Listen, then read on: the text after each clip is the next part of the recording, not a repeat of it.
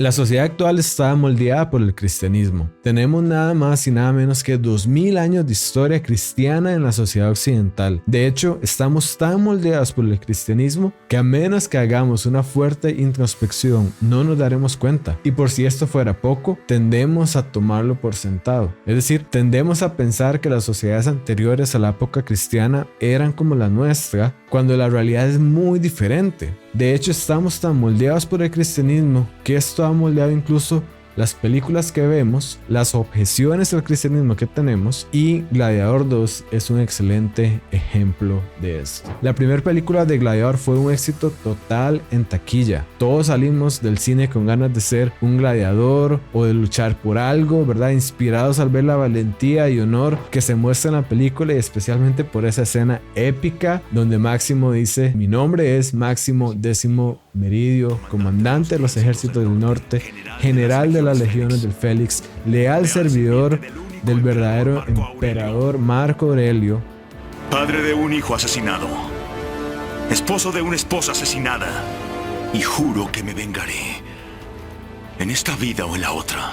Esa fue una frase que a todos se nos quedó grabada, y efectivamente la segunda película quiere emular esto, pero mientras la veía no pude evitar notar que había cosas muy importantes en la película que no iban de acuerdo a la época que estaban representando, la época del Imperio Romano. No pienso que sea por la magia del cine. Es decir, simplemente hay cosas que no van de acuerdo a la época a la que pertenece la película. ¿Tenemos flechas? No. ¡Tenemos la Santa Granada! Ah, sí, claro, la Santa Granada de Antioquía. Y vamos a ver cuáles son estas cosas, pero antes de eso quiero aclarar que no voy a hacer mucho spoiler de la película, así que después de ver esta lista, vamos a ver si puedes ver la película si no la has visto. Pero sí te quiero advertir que después de ver esta lista no vas a poder ver esta película con los mismos ojos. ¿Pero qué me estás contando? Así que bueno, lo dejo en tus manos y vamos a empezar con esta lista. Primero, la dignidad universal del ser humano. Vemos que en la película los esclavos y marginados son presentados como figuras heroicas y personas con derechos inherentes, capaces de liderar revoluciones o inspirar cambios. Entonces, ¿de qué se trata?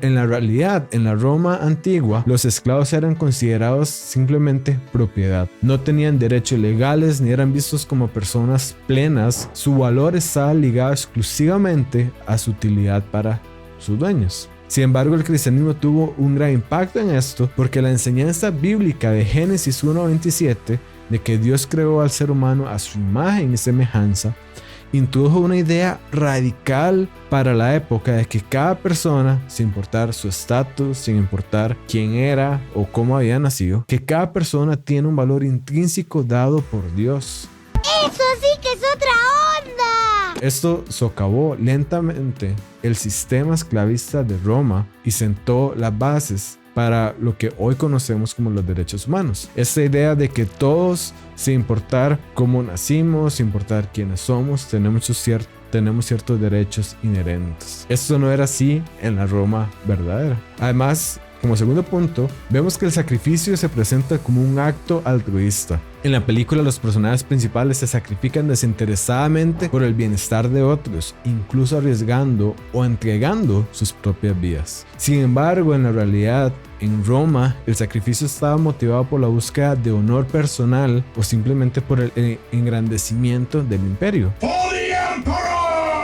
No se entendía como un acto altruista. Sin embargo, esto cambió con Jesús. Cuando Jesús redefinió el concepto del sacrificio en Juan 15:13, y él dijo: nadie tiene mayor amor que este, que uno que dé la vida por sus amigos. Este principio que pone el amor y cuidado por otros como valores supremos, transformó la idea del heroísmo en la cultura occidental, tanto que lo podemos ver en esta película, lo podemos ver en cualquier otra película, como el héroe es el que se sacrifica. Esto en la sociedad romana no era así. El héroe era el que conquistaba y punto. Vemos también, como tercer punto, que la justicia como un acto de redención y no solamente como venganza se presenta en esta película. Ahí vemos cómo la justicia no se presenta como un simple acto de castigo, sino como una forma de traer reconciliación y reparación por los daños causados. Pero para los romanos, la justicia significaba imponer castigos severos y mantener el orden mediante la fuerza. Era una herramienta de control político diseñada para demostrar el poder del Estado y disuadir rebeliones, simplemente. No había nada más. Sin embargo, Jesús introdujo una visión diferente de la justicia. En lugar de centrarse nada más en la venganza, enseñó la importancia del perdón y la restauración. Romanos 12:19 dice: no se vengan ustedes mismos, dejen lugar a la ira de Dios. Este enfoque no solo busca castigar, sino también sanar relaciones y dar esperanza a quienes han cometido errores. Que esto es una idea totalmente ajena a la Roma del imperio. Vamos al punto 4, la percepción del martirio. En la película vemos que los personajes mueren por sus ideales y que estos son retratados como héroes, dejando un legado inspirador, y por eso se supone que nosotros deberíamos salir inspirados de la película. Pero en realidad, en Roma, el martirio era una forma de humillación pública. La muerte es en la arena, en el Coliseo o en la cruz o por uno de los muchos medios que tenían los romanos para matar a las personas. ¿Crucifixión? Sí. Bien. Salga por esa puerta, línea hacia la izquierda, una cruz transversal. ¿El siguiente? Estaban diseñadas para deshumanizar y destruir la reputación de la persona. Estaban diseñadas para mostrar que el Imperio Romano tenía el poder y la autoridad para hacer lo que quisiera con quien quisiera, y que por eso era mejor que no te metieras en su camino, simple y sencillamente. Sin embargo, los primeros cristianos transformaron este mensaje del martirio en un acto de esperanza y fidelidad a Dios. En lugar de deshonra, el martirio se convirtió en un testimonio de fe que inspiró a muchas otras personas y sigue inspirando a muchas otras personas. Como punto 5 tenemos uno muy importante, y es la posición de la mujer. Las mujeres en la película desempeñaban roles activos e influyentes, tomando decisiones importantes y participando en movimientos de resistencia. Sin embargo, en la realidad, aunque sí había algunas mujeres de clase alta que tenían influencia en la política o en la vida pública a través de sus conexiones familiares, la mayoría de mujeres eran relegadas al ámbito doméstico. No participaban en el ejército ni en roles de liderazgo político o militar. Ahora, ¿cómo es que hoy en día no vemos a la mujer de esta forma? Estamos disfrutando los frutos de semillas que se sembraron 2 milenios atrás. Semillas como la que el apóstol Pablo sembró en Gálatas 3:28, cuando dice: y él enseña que los hombres y mujeres son igualmente de valiosos ante Dios y que en Cristo no hay ninguna diferencia entre ambos. Esto eventualmente influyó en la lucha por la igualdad de los derechos para las mujeres más cerca y no hace 2000 años, porque esto fue justamente una semilla que dio fruto en el tiempo. Vemos que, como sexto punto, la visión de los dioses y la trascendencia es muy diferente a lo que había en la Roma de ese momento. En la película se muestran los personajes buscando un propósito trascendental, ¿verdad? O una conexión significativa con lo divino, casi como lo hacemos muchas veces hoy en día, ¿verdad? A través de una espiritualidad. Pero en la realidad, en la religión romana y en la costumbre romana, los dioses eran vistos como figuras poderosas pero caprichosas. Nada de que tengo un buen plan para ti, nada de eso. Las prácticas religiosas eran meramente transaccionales, es decir, yo ofrezco sacrificios para obtener favor de un dios o para evitar su ira. Y este es el trato: tú deja todo así como está ahora y yo ya no te pido más cosas. Si aceptas, evita darme cualquier tipo de señal.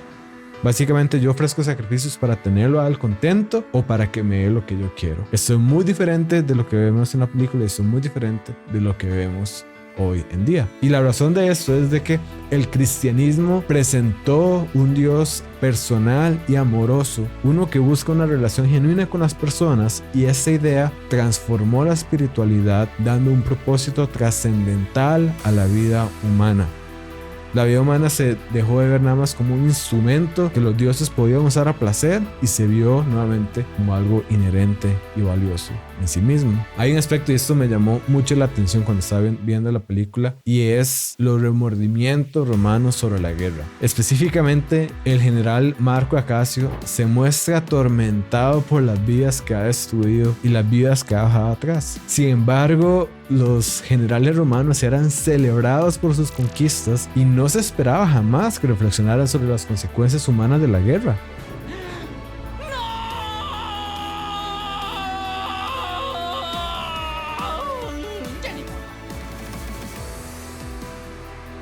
Imagínate que mostrar empatía hacia los enemigos habría sido visto como una debilidad. Si había un general romano en una posición de autoridad, es porque a este general no le importaba hacer lo que fuera para que el imperio avanzara, porque esa era la única meta. Pero ¿por qué eso se tiene que presentar de esta forma? Bueno, primero para que haga sentido la trama, pero se usa o se saca provecho del hecho de que el cristianismo introdujo una ética de compasión y arrepentimiento, tal como se refleja en Mateo 5:7, donde Jesús enseña que bienaventurados los misericordiosos porque ellos alcanzarán misericordia. Sin esta enseñanza de Jesús, la sociedad actual hubiera sido muy diferente y este elemento en la película no hubiera tenido ningún sentido.